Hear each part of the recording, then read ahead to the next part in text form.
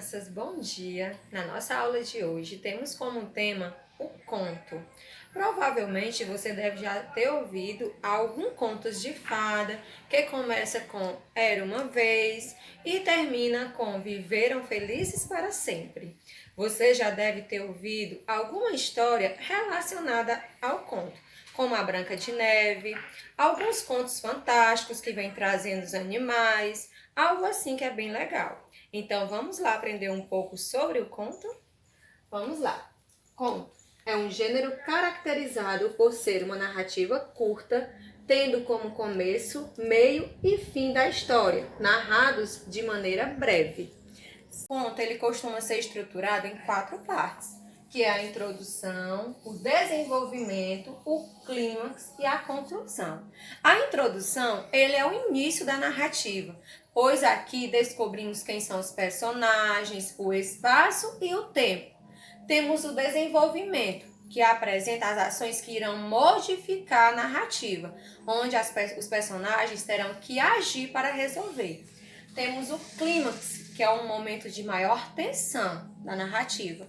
E temos a conclusão, que é o final da história. Para que uma narrativa seja considerada um conto, alguns elementos são bem importantes. Vamos lá, os elementos de um conto.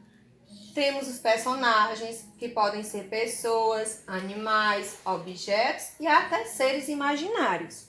Temos o narrador, que é a voz que conta a história. Temos o narrador observador, que ele só observa, ele não participa da história. Temos o narrador personagem, que ele narra a história e participa. E temos o narrador onisciente, assim como ele é como se fosse o narrador observador. Ele também não participa da história, mas ele sabe tudo o que acontece na história, certo? Na narrativa. E temos o tempo, que é a duração entre o início e o final da narrativa. Temos o espaço, que é onde os personagens situam-se. O enredo, que é a sequência de ações. E o conflito, que é a situação gerada por uma ação. Então, temos que ter esses elementos dentro de um conto, para que essa narrativa seja considerada um conto. Temos que ter personagens, narrador, tempo, espaço, enredo e conflito. Algumas características de um conto. Tem poucos personagens, o espaço ou o cenário é reduzido, o tempo também é reduzido, certo? É pequeno, E a narrativa é curta. Então, esses são os elementos, as características e a estrutura de um conto.